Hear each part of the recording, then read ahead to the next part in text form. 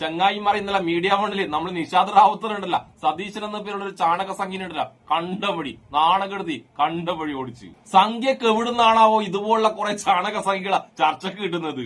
ഓരോ സംഖ്യ വന്നിട്ട് ഇങ്ങനെ നാണം കെടും, എന്നിട്ട് സംഖ്യ ഉണ്ടല്ല വേറെ വേറെ സംഖ്യ ഇങ്ങനെ ചർച്ചക്ക് പറഞ്ഞോളും. ആ വരുന്നവരോടില്ല അതിലേറെ നാണം കെടും. നിങ്ങൾക്ക് കാണാൻ സമയമുണ്ടെങ്കിൽ നമ്മൾ നിഷാദ് റാവുത്തർ സതീശൻ എന്ന പേരുള്ള ആ ചാണക സംഖ്യ കണ്ടവഴി ഓടിക്കുന്ന മനോഹരമായ ദൃശ്യം ഒന്ന് കണ്ടിട്ട് വരാം.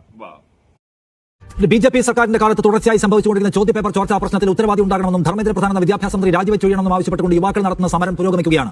ആ സമരത്തിന്റെ ഭാഗമായി അവർ നടത്തിയ പാർലമെന്റ് മാർച്ചിനെ മൃഗീയമായ ഭാഷയിലാണ് ഡൽഹി പോലീസ് കൈകാര്യം ചെയ്യുന്നത്. ആ സമരത്തിന് ഐക്യദാർഢ്യവുമായി എത്തിയ രാജ്യത്തെ എംപിമാരെ അടക്കം കുത്തിനു പിടിച്ചും കഴുത്തിന് പിടിച്ച് തള്ളിയും കൈകാര്യം ചെയ്യുകയാണ് ഡൽഹി പോലീസ്. അത് കണ്ടുകൊണ്ട് അരമനയിലിരിക്കുന്നു ഈ രാജ്യത്തെ ഭരണസാരഥികൾ.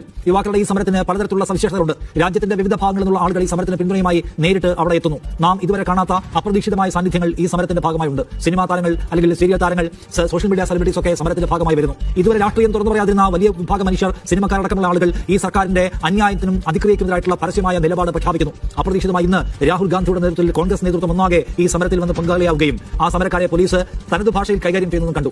പാർട്ടികൾ തുടങ്ങി വെച്ചിട്ടുള്ള കോക്രോച്ച് ജനതാ പാർട്ടിയുടെ ഈ സമരം സർക്കാരിന്റെ വിചാരത്തിനപ്പുറത്തേക്ക് വികസിക്കുന്നതാണോ നാം കാണുന്നത്? ടി സതീശൻ, ഈ സമരത്തെ നല്ല വൃത്തിക്ക് ഇങ്ങനെ കൈകാര്യം ചെയ്ത് കളയാം എന്നാണോ സർക്കാർ വിചാരിക്കുന്നുണ്ടാവുക? ഇന്ത്യ സർക്കാർ വിദേശ രാജ്യങ്ങളിൽ പ്രധാനമന്ത്രി നരേന്ദ്രമോദിക്ക് കിട്ടുന്ന, ഇന്ത്യ രാജ്യത്തിന് കിട്ടുന്ന മഹിമ ഇല്ലാതാക്കാൻ വേണ്ടി ഒരു പറ്റം ചെറുപ്പക്കാരെ ഇറക്കിക്കൊണ്ട്, അത് അവർ എവിടെ ഉള്ളതാണെന്ന് പോലും അറിയില്ല, ആ സ്ഥിതിയിലേക്കാണ് ഇവരെയൊക്കെ ഇറക്കിക്കൊണ്ട് ഡൽഹി തെരുവുകളിൽ ചോരക്കളമാക്കാൻ വേണ്ടി പെട്രോൾ പമ്പിലൊക്കെ ഇവരെ എന്തിനാണ് പെട്രോൾ പമ്പ് ആക്രമിക്കുന്നത്? ഇപ്പോൾ പെട്രോൾ പമ്പ് കത്തിക്കാൻ വന്ന വിദ്യാർത്ഥികളെയാണ് ഡൽഹി പോലീസ് കൈകാര്യം ചെയ്തതെന്ന് താങ്കൾ പറയാണ്. കേരളത്തിലെ മാധ്യമങ്ങൾ കാണിക്കുന്നില്ല പോലും. ദേശീയ മാധ്യമങ്ങൾ എന്താണെന്ന് നമുക്ക് അറിയാത്തതല്ല. ഞാൻ ചോദിക്കുന്നതേ, എംപിമാരെ തെരുവിൽ വലിച്ചിറക്കുക. ദേശീയ മാധ്യമങ്ങൾ എന്ന് വെച്ചാൽ എന്താണ്? ഹിന്ദി ചാനലിനെ അല്ലേ? ഹിന്ദി ചാനലിനെ ദേശീയ ചാനൽ എന്ന് പറയുന്നത് ദേശീയം ഹിന്ദി ചാനൽ. ഇവിടെ സമരം ചെയ്യുന്നത് വിദ്യാർത്ഥികളാണ്. ഈ വിദ്യാർത്ഥികളാണ് പെട്രോൾ പമ്പ് എന്നാൽ പോലീസ് അവിടെ സ്വന്തം വാഹനം പോലീസ് സ്വന്തം വാഹനം തല്ലിത്തറക്കുന്ന വിഷയം പുറത്തു വന്നില്ലേ? പോലീസ് സ്വന്തം വണ്ടി തല്ലി പൊളിക്കുന്ന വീഡിയോ താങ്കൾ കണ്ടോ? താങ്കൾ കണ്ടോ? പോലീസ് സ്വന്തം വണ്ടി തല്ലി പൊളിക്കുന്ന വീഡിയോ കണ്ടായിരുന്നോ? ഞാൻ കാണിച്ചു തരാം. ഏത് ഈ പറഞ്ഞതോ? അതല്ല, ഇപ്പൊ അവിടെ അത് കണ്ടായിരുന്നോ? ഞാൻ കാണിച്ചു തരാം. അത് കണ്ടായിരുന്നോ? ഇത് നോക്ക്. അല്ല, അത് കണ്ടായിരുന്നോ? അത് ആരാ ഇത്? ഇതൊക്കെ ആരാണ്? ഇതൊക്കെ ആരാണ്? ഏത് വിദ്യാർത്ഥി? പോലീസ് വലിയ ഡൽഹി പോലീസ് വലിയ പത്തലുമായിട്ട് ആൾക്കാരെ കൊണ്ടുവന്ന് എനിക്കറിയില്ല. ഡൽഹി പോലീസ് അവിടെ വലിയ പത്തലുമായിട്ട് യുവാക്കളെ കൊണ്ടുവന്നിട്ടുണ്ട്. അവരാരാണ് താങ്കൾ കണ്ടോ? ഒരു യൂണിഫോം ഇല്ലാതെ, നെയിം പ്ലേറ്റ് ഇല്ലാതെ, മുഖംമൂടി ധരിച്ച് വലിയ പത്തലുമായിട്ട് പോലീസിന്റെ കൂടി ആൾക്കാരെ തല്ലുന്നവരാരാണ്? കാണുമല്ലോ. ആരാണോ? സംഘപരിവാരത്തിന്റെ ഗുണ്ടകളെ, ഡസൻ കണക്കിന് സംഘപരിവാര ഗുണ്ടകളെ അവിടെ കോൺഗ്രസ് ഇറക്കുമതി ചെയ്ത ഗുണ്ടകളാണിത്. കോൺഗ്രസ് ഇറക്കുമതി ചെയ്ത ഗുണ്ടകളാണ്. പോലീസിന്റെ കൂടെ കൂടി ആളെ തല്ലുന്നതോ? പോലീസിന്റെ കൂടെ കൂടി ആളെ തല്ലുന്നതോ? പോലീസിന്റെ കൂടെ കൂടി ആളെ തല്ലുന്നതോ?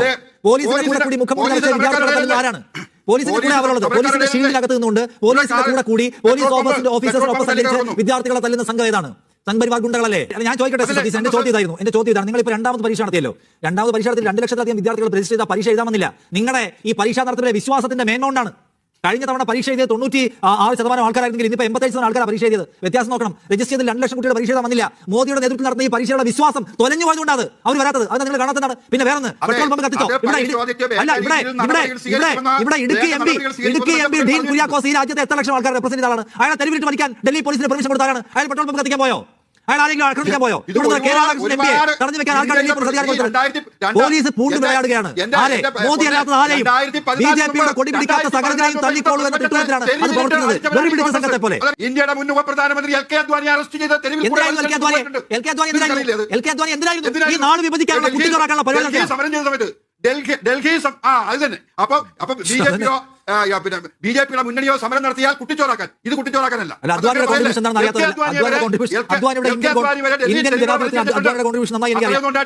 ഇതിപ്പോ കോക്രോച്ച് ജനതാ പാർട്ടിയുടെ സമരത്തിൽ നിന്ന് പോയി കോൺഗ്രസിന്റെ സമരമായി മാറിയിരിക്കുന്നു. കോൺഗ്രസിന്റെ പ്രൊപ്പഗൻഡയാണ്. കോൺഗ്രസിന്റെ സമരം ആയതുകൊണ്ട് തന്നെ വളരെ പെട്ടെന്ന് ഇല്ലാതാക്കാൻ പറ്റും.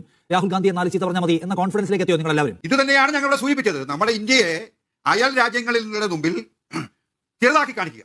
ഇന്ത്യൻ പ്രധാനമന്ത്രിയും ഇന്ത്യയും ലോകത്ത് തെളിഞ്ഞു നിൽക്കുന്നത് മാർക്സിസ്റ്റ് കമ്മ്യൂണിസ്റ്റ് പാർട്ടിക്ക് സൈക്കിൾ. അദ്ദേഹം ഇവിടെ ഇപ്പൊ പറഞ്ഞല്ലോ അവിടെ സമരം നടത്തുന്നതിനെ പറ്റി. കേരളം രാജ്യം പിന്നിലാണ് എന്ന് പറഞ്ഞിട്ടല്ലേ അദ്ദേഹം ചൂണ്ടിക്കാണിച്ചല്ല, വെറുതെ പറയല്ലോ. ഏറ്റവും അവസാനം നോക്കൂ, പരിസ്ഥിതി ആരോഗ്യവുമായി ബന്ധപ്പെട്ട ഇൻഡെക്സ് പുറത്തു വന്നിട്ടുണ്ട്. 177 രാജ്യങ്ങളുള്ളതിൽ നമ്മൾ 176 സ്ഥാനത്താണ്. നമ്മുടെ താഴെയുള്ള ലാവോസ് എന്ന് പറയുന്ന ഒറ്റ രാജ്യം മാത്രമാണ്. ബംഗ്ലാദേശും പാകിസ്ഥാനും നമ്മളെക്കാൾ മുകളിലാണ്. ഇന്ത്യൻ ക്യാപിറ്റലായിട്ട് ഡൽഹി ലോകത്തെ ഏറ്റവും മലിനീകരണമുള്ള തലസ്ഥാനമാണ്, നമുക്ക് എല്ലാവർക്കും അറിയാം. ഇതൊരു യാഥാർത്ഥ്യം. ആ യാഥാർത്ഥ്യം പറയുമ്പോൾ ഇന്ത്യയെ കുറിച്ച് നുണ പറയുന്നത് പറഞ്ഞ് വിലപിച്ചിട്ട് വല്ല കാര്യമുണ്ടോ? ഇനി ഒരു കാര്യം പറയാം. ഇന്നലെ അവിടെ സമരം ചെയ്ത യുവാക്കൾ പിടിച്ച ഒരു ബോർഡുണ്ട് ഇവിടുത്തെ മാധ്യമങ്ങളിലെല്ലാം വന്ന ബ്രാഹ്മണിക്കൽ ഹിന്ദു ഫാസിസം ബോർഡിൽ എഴുതിയേക്കുക. ഈ ബ്രാഹ്മണിക്കൽ ഹിന്ദു ഫാസിസവും നീറ്റ് ജോർജിയുമായിട്ട് എന്താണ് ബന്ധം? ഇന്ത്യ രാജ്യം ഭരിക്കുന്നതും ഇന്ത്യയുടെ രാഷ്ട്രപതി വരെ ഇവിടുത്തെ ഏറ്റവും പിന്നോക്കക്കാരാണ്. അപ്പൊ ബ്രാഹ്മണിക്കൽ ഹിന്ദു ഫാസിസം എന്ന ബോർഡും പിടിച്ചുകൊണ്ടാണ് ഈ വിദ്യാർത്ഥികൾ ഇന്നലെ പാർലമെന്റിലേക്ക് മാർച്ച് നടത്താൻ വന്നത്. അതും നീറ്റ് ജോർജിയുമായിട്ട് എന്ത് ബന്ധമാണ്? ഇന്ത്യയുടെ രാഷ്ട്രപതി ആളാണ് എന്നതുകൊണ്ട് ചത്ത പശുവിന്റെ തോലുരിച്ച് വിൽക്കുന്ന ദലിതൻ ഇപ്പോഴും തല്ലിട്ടാതിരിക്കുന്നില്ല. ഇന്ത്യയിൽ ഏറ്റവും കൂടുതൽ ആക്രമിക്കപ്പെടുന്ന ജാതി വിഭാഗം ദലിതനാണ്. അവന്റെ കുട്ടി സവർണന്റെ വഴിയുടെ പോയാൽ ഇപ്പോഴും ആക്രമിക്കപ്പെടുന്നു. ഈ ഹാത്തസിന് മുന്നാവിലെല്ലാം റേപ്പ് ചെയ്യപ്പെടുന്നു, കേസെടുക്കപ്പെടുന്നതെല്ലാം ദലിതനാണ്. ഇപ്പോഴും രോഹിത് വെബലമാരുടെ ആത്മഹത്യ ചെയ്യുന്നു. ഇപ്പോഴും ദലിതൻ പശുവിന്റെ തോൽ വിൽക്കുന്നതിന്റെ പേരിൽ കൊല്ലപ്പെടുന്നു, ആക്രമിക്കപ്പെടുന്നു. അതുകൊണ്ട് ഏതോ ഒരു പദവിയിൽ ഏതോ ഒരു ദലിതനെ വെച്ചുകൊണ്ട് ഔദാര്യം പോലെയല്ല അവസാനം പറയേണ്ട. ദലിതർക്ക് ഇന്ത്യയിൽ ക്വസ്റ്റ്യൻ ബ്രാഹ്മണിക്കൽ ഹിന്ദു ഫാസിസവും നീറ്റ് ജോർജിയായിട്ട് ബന്ധം ഇന്ത്യ ഭരിക്കുന്ന ആരാണെന്നുള്ളതാണ് ആ പോസ്റ്റർ. അങ്ങനെ ഒരു പോസ്റ്റർ ഉണ്ടെങ്കിൽ ഇന്ത്യ ഭരിക്കുന്നത് എന്താണെന്നുള്ള കാഴ്ചപ്പാട്. പിന്നെ ഓൾ ഇന്ത്യ മെഡിക്കൽ എക്സാമിന്റെ ചോർച്ചയുണ്ടായി. 2008 ചോർച്ചയുണ്ടായി, 2012 ചോർച്ചയുണ്ടായി. അർജുൻ സിംഗ് കേന്ദ്രമന്ത്രി അർജുൻ സിംഗ് രാജിവെച്ചോ? കപിൽ സിബൽ രാജിവെച്ചോ? അങ്ങനെ ഞാൻ ഒരു കാര്യം ചോദിക്കട്ടെ. ഈ രാജ്യസുരക്ഷ കോൺഗ്രസ് രാജ്യസുരക്ഷ അപകടത്തിലാക്കുന്നു എന്ന് പറഞ്ഞ് തീവ്രവാദി ആക്രമണം ഉണ്ടായ സമയത്ത് വലിയ തോതിലുള്ള വീരവാദ പ്രസംഗം നടത്തിയാണ് മോദി. മോദിയുടെ കയ്യിൽ എത്ര തീവ്രവാദി ആക്രമണമായി?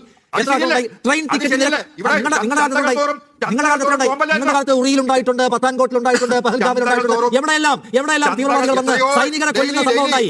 ഉറിയിൽ, പത്താൻകോട്ടിൽ, പുൽവാമയിൽ, പഹൽഗാമിൽ എത്ര ഉണ്ടായി? നിങ്ങളത് ഉത്തരവാദിത്തം ഏറ്റെടുത്തോ? അന്ന് കോൺഗ്രസ് നേതൃത്വം ഉത്തരവാദിത്തം ഏറ്റെടുക്കണമെന്ന് പറഞ്ഞ് വലിയ വായിൽ വർത്താനം പറഞ്ഞാണല്ലേ മോദി. കഴിഞ്ഞില്ല. ഇന്ത്യയിൽ രൂപയുടെ മൂല്യം ഇടിയുന്നു, അതിന്റെ ഉത്തരവാദി സർക്കാരാണ് എന്ന് പറഞ്ഞ് മുറ വിളിച്ചാണല്ലേ മോദി ഉത്തരവാദിത്തം എടുക്കുന്നു. ഇപ്പം അന്ന് പറഞ്ഞതും ഇന്ന് പറഞ്ഞതാണെങ്കിൽ അന്ന് മോദി പറഞ്ഞതിന്റെ മോദി എടുക്കുന്നുണ്ടോ?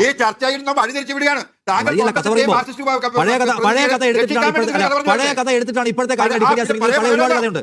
ഞാൻ പറഞ്ഞല്ലോ, ബ്രാഹ്മണിക്കൽ ഹിന്ദു ഫാസിസം നീറ്റ് ചോർച്ചയുമായിട്ട് എന്ത് ബന്ധം? ഈ കോൺഗ്രസിന്റെ പ്രതിനിധി പറയട്ടെ, മാർക്സിസ്റ്റ് കമ്മ്യൂണിസ്റ്റ് പാർട്ടിയുടെ കുഞ്ഞിക്കണ്ണൻ സഖാവ് പറയട്ടെ, എന്താണ് ബന്ധം? കെ.ടി. കുഞ്ഞിക്കണ്ണൻ, ഇത് അജണ്ടയുള്ള സമരമാണെന്നാണ്. ഇങ്ങനൊരു അജണ്ടയുണ്ട്. നിങ്ങളുടെ ബ്രാഹ്മണിക്കൽ ഹിന്ദു ഫാസത്തിനെതിരായിട്ടുള്ള അജണ്ട ഇതിലുണ്ട്. നിങ്ങൾ കോൺഗ്രസ് മോഡലും ബ്രാഹ്മണിക്കൽ ഐഡിയോളജിയും വെച്ച് ഈ രാജ്യത്തെ മഹാഭൂരിപക്ഷം നിങ്ങൾക്ക് നീതി നിഷേധിക്കുകയാണ്. ഇന്ത്യയിലെ വൻകിട എൻട്രൻസ് കോച്ചിങ് സെന്ററുകളുടെ അത്തരത്തിലുള്ള മാഫിയയുടെ കയ്യിൽ കഴിച്ചുകൊണ്ടാണ് പ്രമോദ് മഹാജൻ ഈ പ്രവേശന പരീക്ഷ ചോർച്ചയ്ക്ക് കൂട്ടുനിന്നത്. പരീക്ഷ ഇങ്ങനെ അനുകൂലപ്പെടുത്തിയത്, മഹാഭൂരിപക്ഷം വരുന്ന ലക്ഷക്കണക്കിന് വരുന്ന കുട്ടികളുടെ ഭാവിയിട്ട് പന്താടിയത്. അത് ബ്രാഹ്മണിക്കൽ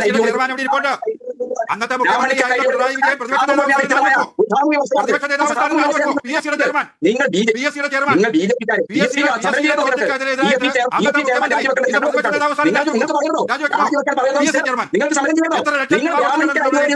ഇന്ത്യൻ സമൂഹത്തിന്റെ വിഭാഗങ്ങൾക്ക് ഒരു അവകാശവും അവസരവും നൽകാത്ത ഒരു പ്രത്യയശാസ്ത്രമാണ് നിങ്ങളുള്ളത്. നിങ്ങൾ എന്തിനാ പ്രകോപിതനാകുന്നത്? ബ്രാഹ്മണിക്കൽ ഐഡിയോളജി എന്ന് പറയുമ്പോഴത്തേക്ക് ബ്രാഹ്മണിക്കൽ ഐഡിയോളജിയാണ് നിങ്ങളുടെ ഹിന്ദുത്വം. എന്താ സംശയമുള്ളത് അതിന്? കുഞ്ഞിക്കണ്ണ സഖാവ് പറഞ്ഞ പോലെ ഉണ്ടല്ലോ, ഈ ചാണക സംഖ്യയുടെ പ്രശ്നമുണ്ടല്ല, ബ്രാഹ്മണനുണ്ടല്ല, ബ്രാഹ്മണനെ കുറ്റം പറയുന്നത് മാത്രമാണ് ഈ ചാണക സംഖ്യക്ക് പ്രശ്നം. ബ്രാഹ്മണന്മാരെ ഒന്നും പറഞ്ഞുകൂടാ, പശുവിനെ ഒന്നും പറഞ്ഞുകൂടാ, പക്ഷെ ലക്ഷക്കണക്കിന് വിദ്യാർത്ഥികളുണ്ടല്ല, ആ വിദ്യാർത്ഥികൾ ബുദ്ധിമുട്ടുന്നതിന് ഈ ചാണക സംഖ്യക്ക് യാതൊരു കുഴപ്പമില്ല. ആ സമരത്തിനിടെ ആരോ ഉണ്ടല്ല, ബ്രാഹ്മണികൾ ഹിന്ദുത്വത്തിനെതിരെ ഒരു പോസ്റ്റർ പിടിച്ച്, അതാണ് ഈ ചാണക സംഖ്യയുടെ വലിയ പ്രശ്നം. അല്ലാതെ നിഷാദ് റാവുത്തർ ചോദിച്ച ചോദ്യത്തിനോ വിദ്യാർത്ഥികൾ ചോദിക്കുന്ന ചോദ്യത്തിനോ ഈ സംഖ്യക്കുണ്ടല്ല ഒരു ഉത്തരവില്ല. പിന്നെ നമ്മളെ നാട്ടിലെ ചാണക സംഖ്യക്ക് ആകെയുള്ള ഒരു മാറ്റം എന്നറിയാം, ഓരോ ദിവസം ഓരോരുത്തരെ ചർച്ചയ്ക്ക് വിടുക. വരുന്നവരില്ല, കണ്ടം വഴി ഓടുമ്പോൾ പുതിയ ചാണകങ്ങളെ ഇങ്ങനെ ചർച്ചയ്ക്ക് വിടും. അതാണ് ഈ സംഖ്യക്കുള്ള ആകെ ഒരു മാറ്റം. എന്തായാലും സതീശൻ എന്ന പേരുള്ള ചാണക സംഖ്യനെ കണ്ടം വഴി ഓടിച്ച നിഷാദ് റാവുത്തറിനും എനിച്ചപ്പെടുന്ന എല്ലാവർക്കും എന്റെ ഒരു നല്ല സുലാൻ.